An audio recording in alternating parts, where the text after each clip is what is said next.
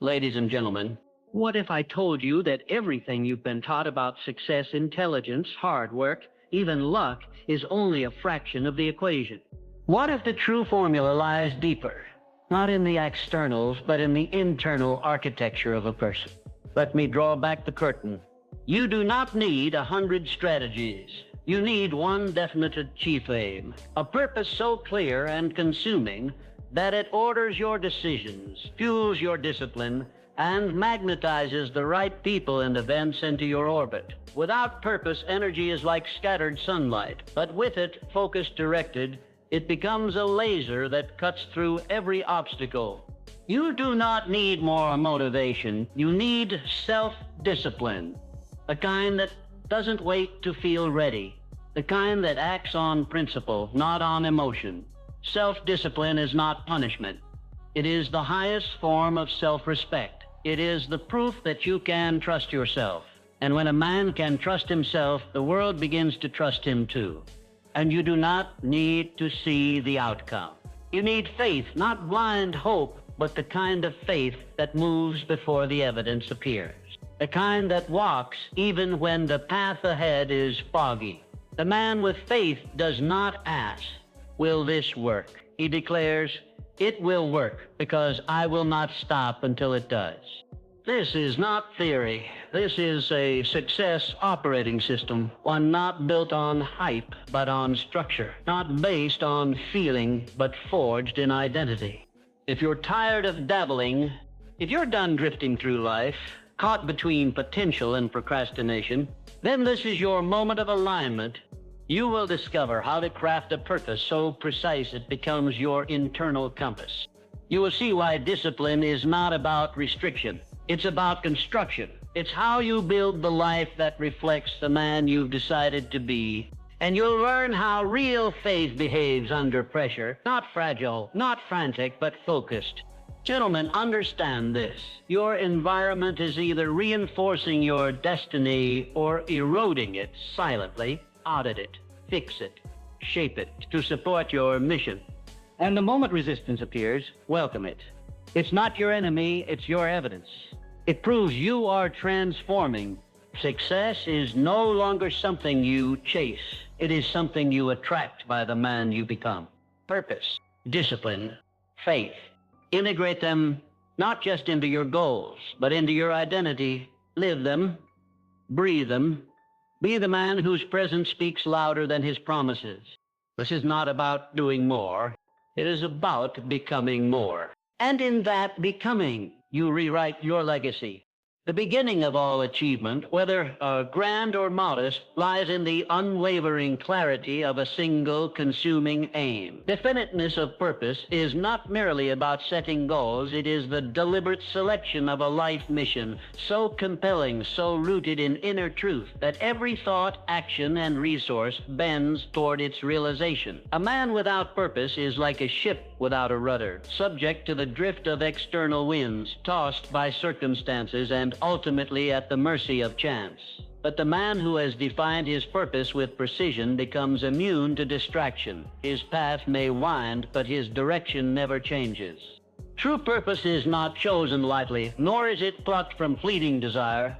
It is discovered through deep introspection, through listening intently to the call that rises not from the ego, but from the core of one's identity. Once discovered, it becomes the governing principle of thought. It demands that every day be measured not by activity, but by alignment, by how closely one's choices advance this central aim. No greater force exists within the mind than a clearly defined objective held with persistence and emotional intensity. It reshapes perception, attracts resources, influences decisions, and ultimately conditions the subconscious to reject anything misaligned with its pursuit. The mind, when properly focused, becomes a magnet for opportunity and an engine of directed creativity. Doubt and confusion, which once paralyzed progress, dissolve in the presence of definite purpose.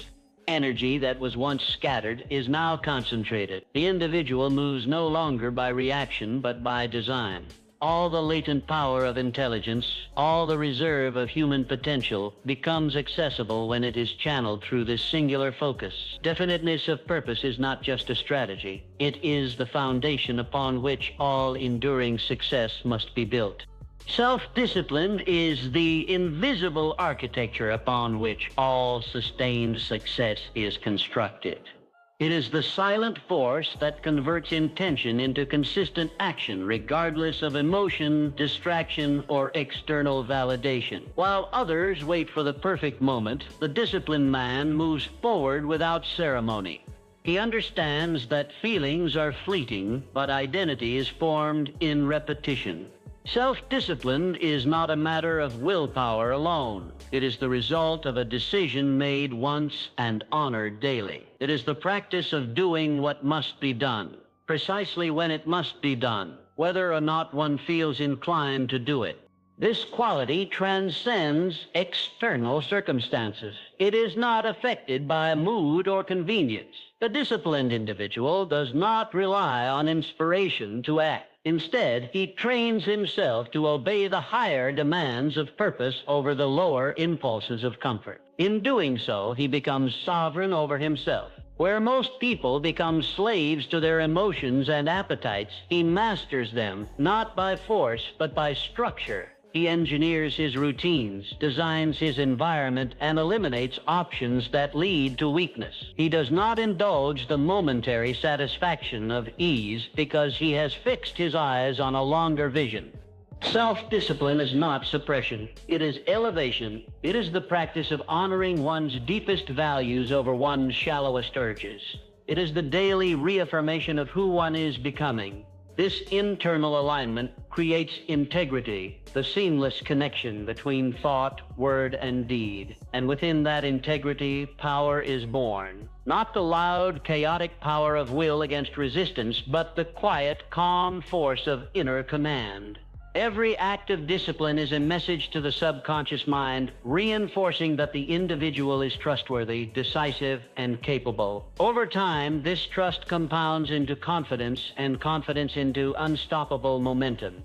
Faith, in its truest form, is not passive belief, but active certainty rooted in the unseen. It is the internal conviction that transcends logic, circumstance, and probability. It is the capacity of the mind to see beyond what is and fix itself upon what must become. Faith is not the denial of reality, but the disciplined choice to trust in a higher order of reality that is shaped first in thought and then in form. It is the psychological bridge between vision and manifestation, and the man who possesses it walks by inner vision, not by visible evidence. This kind of faith is not fragile optimism. It is an unshakable foundation. It allows a man to act with authority even when the path is unclear, to speak with certainty even when results have not yet materialized, and to move forward even when the world gives him every reason to wait. True faith demands that he align his words, actions, and mindset with a future that has not yet arrived, and in doing so, he calls it into being. It reprograms the subconscious to reject doubt, inviting only those thoughts and patterns that serve the envisioned outcome. Faith disciplines the emotional life. It anchors the soul in clarity when confusion seeks to enter. It is immune to the volatility of circumstances because it is not rooted in circumstances. It is rooted in identity, an identity that is chosen and cultivated with intention. The man who walks in faith refuses to speak defeat, think failure, or anticipate loss. He does not need reassurance from the outside world because his inner world has already decided the outcome. Faith, then, is not the absence of difficulty, but the refusal to submit to it. It acts as if the outcome is already secure, and through that action, it shapes reality. Success does not come to the man who occasionally exerts great effort, but to the man whose daily habits are aligned with a deeply rooted identity. Identity is the hidden script that governs thought, behavior, and decision-making. When success is treated as a momentary achievement, it becomes dependent on external conditions and fluctuating emotions. But when success is internalized as part of one's self-concept, it becomes predictable, sustainable, and inevitable. The man who builds from identity no longer relies on temporary motivation. He becomes the kind of person for whom right action is automatic and aligned. Transformation begins not with changing behavior, but with redefining self-image. The question is not, what do I want to achieve? But who must I become in order to make this outcome unavoidable? The power of this question lies in its ability to bypass superficial tactics and target the core operating system of the individual. When a person sees himself as disciplined, focused, and capable, his actions follow suit. He no longer needs to summon extraordinary strength to do what must be done. His behavior reflects who he believes he is. This is why intensity fades, but identity remains. A man may push hard for a week, a month, even a year. But if he does not change his underlying beliefs about who he is, he will eventually return to the level of performance that aligns with his internal blueprint. It is not the act, but the assumption behind the act that determines its permanence. To elevate one's life, one must elevate one's standards. And to elevate standards, one must elevate identity. The disciplined man, the purposeful man, the man of faith, these are not roles he plays. They are the truth he lives. When identity becomes the foundation, success becomes the default. The environment in which a man dwells is far more than a mere backdrop to his life. It is an active participant in shaping his destiny. Every element around him, from the people he associates with to the physical spaces he occupies, influences the patterns of his thought and the choices he makes. The mind is a receptive field, constantly absorbing impressions, signals, and energies from its surroundings. When these influences are aligned with one's purpose, they serve as silent allies, reinforcing resolve and elevating performance. Conversely, when the environment is discordant or chaotic, it erodes focus, weakens discipline, and sows doubt. The man who understands the power of environment approaches it as a deliberate creation, not a default circumstance.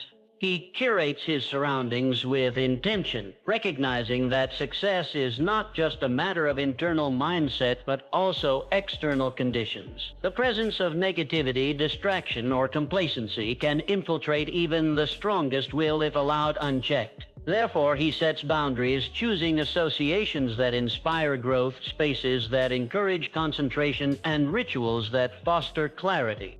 This conscious design of environment functions as an extension of self-discipline. It removes friction from the path and reduces the mental energy spent resisting harmful influences. It acts like gravity, pulling the individual toward higher states of achievement without requiring constant effort. More importantly, a supportive environment provides subtle cues that shape subconscious beliefs, reinforcing identity and sustaining momentum. In this way, environment and purpose become intertwined forces. One cannot thrive in contradiction to the other. Just as a gardener prepares the soil before planting seeds, the man prepares his surroundings to receive and nurture the vision he carries. Without such preparation, even the strongest intent risks withering under pressure. The wise man recognizes that mastery over environment is mastery over the self and, ultimately, mastery over destiny. Resistance is the natural companion of growth, appearing not as a barrier to success, but as its most reliable indicator. Whenever a man steps beyond his previous limits, the forces of inertia, both internal and external, push back with intensity. This resistance manifests in many forms. Doubt that whispers in quiet moments, criticism from others, unexpected obstacles, or the temptation to revert to old patterns. It is a sign that transformation is underway, because anything new requires energy to establish itself against the comfort of familiarity.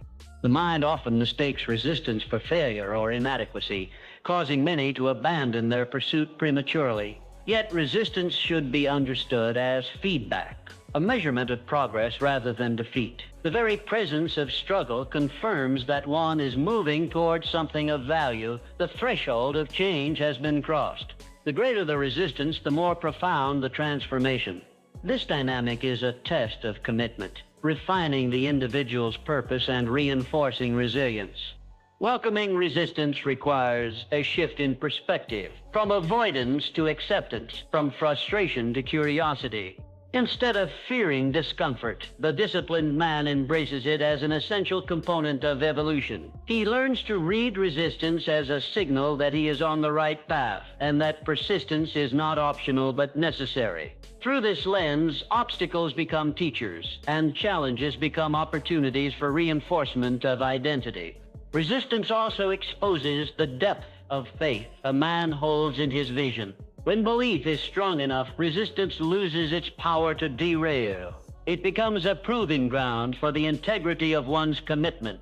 The ability to persevere in the face of opposition is what separates those who merely dream from those who realize. Resistance, then, is not an enemy to be defeated, but a companion to be honored, a vital force that confirms the authenticity and inevitability of the man's success. Thank you for watching. If you like this video, please click on like and subscribe our channel for my daily motivations.